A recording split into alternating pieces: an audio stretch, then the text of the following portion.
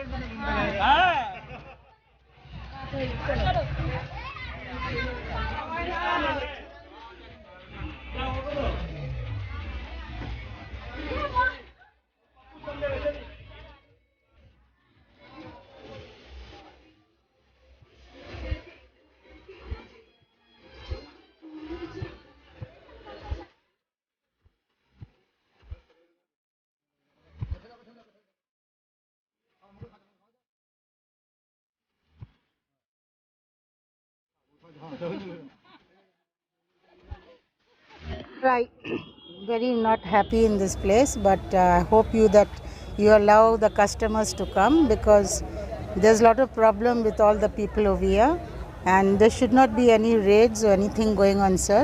So I'm very grateful, very thankful to you that you should allow the customers to come with your security, sir. Thank you so much. আমরা অনেক খুশি আছি। Supreme court যে রায় দিয়েছে এর জন্য অনেক অনেক ধন্যবাদ। আমরা বলতে চাই যে এটার জন্য অনেক লড়াই হয়েছে, আজকে রায় দিয়েছে, অনেক ভালো লেগেছে।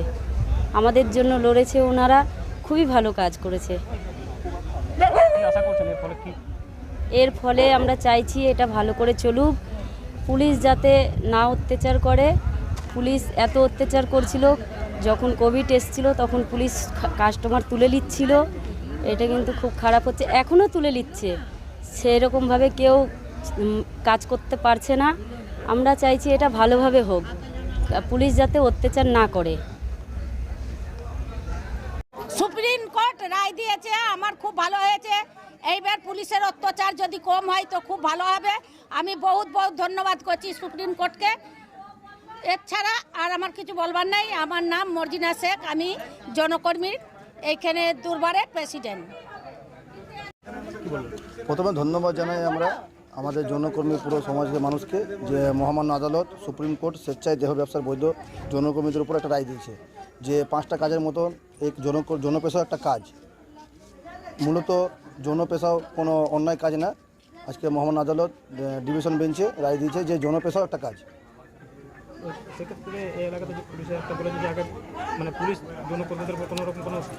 এই এলাকা বলে কিংবা আরও লক্ষ্মীপুর দিশা আছে, কাজারা, দুর্গাপুর, পুলিশের সব জায়গায় রেড লাইন লেগে পরে এটা স্বাভাবিকভাবেই অত্যাচার আছে। এখানে বলে না, প্রত্যেকটা জায়গায় রেড লাইন এলাকার অত্যাচার আছে। এবার আস্তে আস্তে এটা কাউন্সেলিং করে পরে আমরা অনেকটাই কাজে লাগাতে পেরেছি, যে রেটটা মোটামুটি বন্ধ হয়ে পড়ে আছে। আরও এই কাজ যে সুপ্রিম কোর্ট অর্ডার দিয়েছে, আরও আস্তে আস্তে রেটটা বন্ধ হয়ে যাবে। কি আশা করছেন এর ফলে যৌনকর্মী কতটা এর ফলে সুপ্রিম কোর্টের মহামান্য আদালত তো এর ফলে জনকর্মীদের সুবিধাবাদী হবে, আর এদের পরে কোনো ক্ষতিকারক হবে না কারণ স্বেচ্ছায় মানুষ জনকর্মীরা আসবে, যাদের বয়স হয়ে গেছে, যাদের আন্ডার এজ নেই, যাদের 22 বছর 24 বছর, যারা ডকুমেন্টস প্রমাণ নিয়ে আসবে তারা পেশাও করবে। আর যেটা পুলিশের উপর, যেটা পুলিশ ক্রিমিনাল আছে, পুলিশ আসবে, রেড করতে পারে পুলিশ, কিন্তু যে রাস্তাঘাটে চলছে, কাস্টমার যাচ্ছে, শাখা পুলিশ হবে, সেটা তো মানুষ মেনে নেবে না, সেটা কিংবা দুর্বল মেনে নেবে না, তার প্রতিবাদ হবে, পুলিশ না শুনলে প্রতিবাদ হবে। বরাকর নদীতে স্নান করতে এসে তলিয়ে গেল এক যুবক। স্থানীয়দের সাহায্যে উদ্ধার করে চিকিৎসার জন্য নিয়ে যাওয়া হলো জেলা হাসপাতালে। আসানসোলে কুলটি থানা বরাকর ফাঁড়ির অন্তর্গত বরাকর লাখিয়াবাদ নদী ঘাটে স্নান করতে এসে নদীতে তলিয়ে যায় এক যুবক। যুবকের নাম এমডি মাজিদ হোসেন, বয়স আনুমানিক 15। কুলটির পাতিয়ানা মহল্লার বাসিন্দা বলে খবর। ঘটনাস্থলে কুলটি থানার বরাকর ফাঁড়ি পুলিশ স্থানীয়দের সহযোগিতায় ওই যুবককে উদ্ধার করে চিকিৎসার জন্য আসানসোল জেলা হাসপাতালে নিয়ে যাওয়া হয়। এলাকায় শোকের ছায়া নেমে এসেছে। ঘটনাস্থলে প্রাক্তন কাউন্সিলর তবাসুম আরা তিনি বলেন, বন্ধুদের সঙ্গে নামাজ পড়ে স্নান করতে এসে তলিয়ে যায় যুবক। স্থানীয়দের সাহায্যে তাকে উদ্ধার করে চিকিৎসার জন্য জেলা হাসপাতালে নিয়ে যাওয়া হয়েছে। আপনারা দেখছেন আসানসোল নিউজ। উনি স্নান করে এসেছিল আর হয়ে গেছে, কি বলবো আমি বলতে পারবো না। এটা সব আপনি দেখেছিলেন, অফিসার আছে, আমার ওয়ার্ডে ছিল, আমার ওয়ার্ডে আমার পাশে আমার ছেলে ছিল। মাজিদ নাম আছে, 15 বছর বয়স আছে। কিছু হয়েছে না, উনি জুম্মার দিন নেমাজ পড়েছে, নেমাজ পড়ে দোস্ত ফ্রেন্ড সঙ্গে এদিকে স্নান করেছে। উনি কি জানলো কি আমি স্নান করে আসবো তো এই ঘটনা হয়ে যাবে। বাচ্চা ছেলে, কি বলবো আপনি। না না কিছু না, বডি ঠিক আছে, বডি হসপিটালে নিয়ে গিয়েছে, এলএম হসপিটালে। দেখুন কি হচ্ছে, আপনার সেই রিকোয়েস্ট করবো, भगवान से अल्लाह से प्रार्थना करो कि बच्चा चले ठीक हो जाए। तो यानी इसको तैरने नहीं आता था, तो तैरने नहीं आता तो यानी वो गड्ढा है उसको पता नहीं था, और यानी सीधा नीचे उतर गया। उसको तैरने नहीं आता, डूब के मर गया सीधा बात। अभी उधर हुआ जिंदा है ना कैसे? अभी लास्ट थोड़ा जिंदा है। आपका नाम? ये मेरा जो है। हम लोग मना करते फिर भी हम लोग का बात नहीं सुनता है, फिर भी इधर ना आता, उधर ना आता, उधर ना आता। हम लोग मना करते, अगला साल डूबा एक लड़का, उसको बचाएं, फिर भी अपना मनमानी करता है करना दिन 4 को टोटल लेकर के आता है। आज क्या हुआ घटना?